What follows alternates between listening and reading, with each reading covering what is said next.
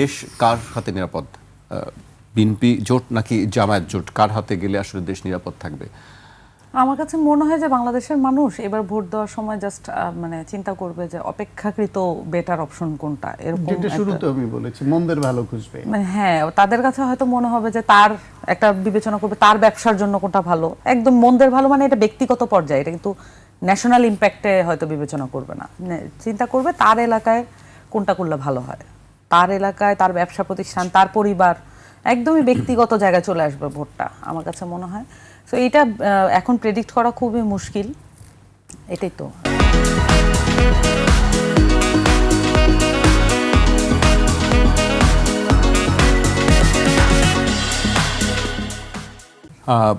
গতকাল প্রধান উপদেষ্টার সঙ্গে এনসিপি প্রতিনিধি দলের একটি বৈঠক ছিল, সেখানে নির্বাচন কেমন হবে সেই ব্যাপারে উদ্বেগ প্রকাশ করা হয়েছে। প্রতিদিনই এই ব্যাপারে এনসিপি নেতারা কথা বলছেন।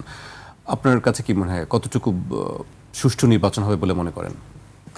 আমি তো কোনো মানে দেখতে পাচ্ছি না।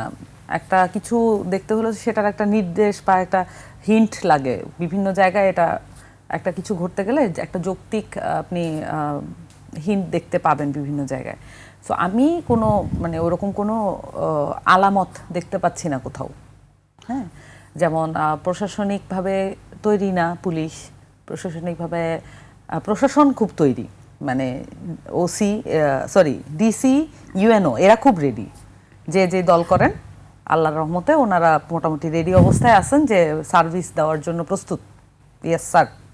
সো ওনারা রেডি, এটাই হচ্ছে মানে এটা যে ওনারা রেডি বলেই আমার কাছে মনে হচ্ছে যে এটা আসলে সুষ্ঠুতা এইভাবে নির্ধারণ করা যায় না আর কি। একজন ইউএনও, একজন ডিসি কোনো দলকে করার জন্য, মানে তাকে আনার জন্য, তাকে সার্ভিস দেওয়ার জন্য তো ইউএনও ডিসি হন নাই। সো এইবার যেটা হয়েছে যে কারা নিয়োগ দিয়েছে, বিএনপি অনেকগুলো নিয়োগ দিয়েছে। নিয়োগ দেওয়ার পরে তাদের 7-8 মাস পরে তারা হুট করে ওয়ান ফাইন মর্নিং আবিষ্কার করলেন যে যাদেরকে নিয়োগ দিয়েছেন তারা তাদের না। এটা তো লটারির মাধ্যমে একটি করা হয়েছে, আমরা এটা তো যতদূর জানি। ওসি বা এসি, আমি শিওর না পোস্টটা ডিসি না। এবং ইউএনও, ডিসি ইউএনও কি লটারির মাধ্যমে হয়েছে? না, ডিসি আর এসপি। ডিসি আর এসপি হয়েছে, হ্যাঁ। সো ইউএনও হয় নাই, আবার মানে সব কিন্তু লটারির মাধ্যমে হয় নাই, সব কিছু কিছু হয়েছে। সো এখানে যেটা ঘটেছে যে মানে আগে আপনার একটা যখন দল থাকে, বাংলাদেশের কোনো রাজনৈতিক দল যখন পাহাড়ে যায়, একটা নিশ্চিন্ত ব্যাপার থাকে, আচ্ছা সবই ওরা বসাইছে। আপনি অন্তত দোষারোপ করলে কাকে করবেন এটার একটা সুনির্দিষ্ট জায়গা থাকে। এবার একটা মজার বিষয় হয়েছে, কারা নিয়োগ করছে পরে আবার চেঞ্জ হয়ে কোথায় যাচ্ছে এটার কোনো দিকবিদিকহীন, মানে পলিটিক্যাল পার্টিগুলো দিকবিদিকহীন অবস্থায় আছে। আর আমরা কাকে দোষারোপ করব তাকেও বুঝতে পারছে না, জনগণও এক ধরনের দিকবিদিকহীন।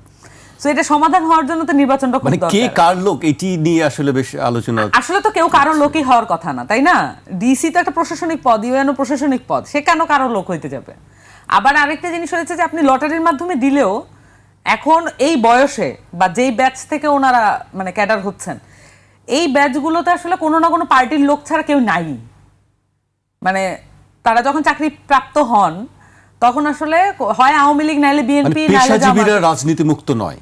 না, পেশাজীবীরা তো কখনোই রাজনীতি মুক্ত বাংলাদেশে ছিল না, কারণ ওই পেশাটা পেতে হলে, তাকে পেশাজীবী হয়ে উঠতে হলে কোনো না কোনো পলিটিক্যাল পার্টির ধর্ণা ধরতে হয়। সে তো আসলে মেরিট দিয়ে এটা পায় না।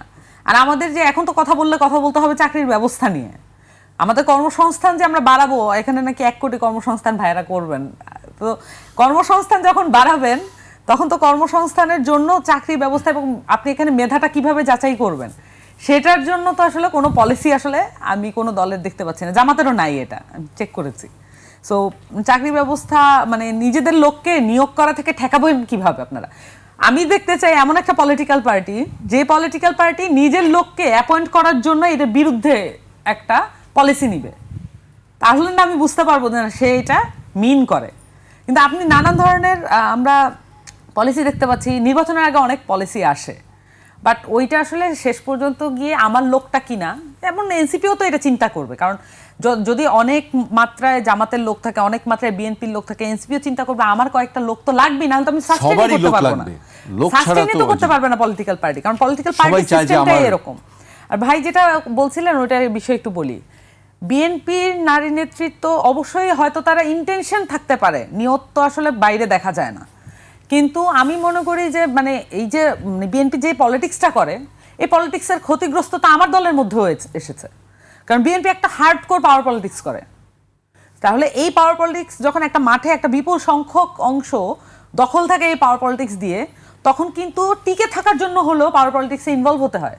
সো আমাদের যে বিপ্লবী ক্যারেক্টার ছিল, আমাদের যে একদম অভ্যুত্থানের ক্যারেক্টার ছিল, সেটা তো কম্প্রোমাইজ করতে হয়েছে এটার সাথে সাস্টেইন করার জন্য অ্যাটলিস্ট। সো এই দায় তো বিএনপিকে নিতে হবে বড় দল হিসেবে। বড় দল তো কিভাবে হয়? পাওয়ারের কারণেই হয়। কারণ এখানে পাওয়ার ছাড়া আপনার কাছে বিপুল পরিমাণ লোক এসে জড়ো হবে, এটা আশা করা তো মিথ্যা, এটা তো ভুল আশা।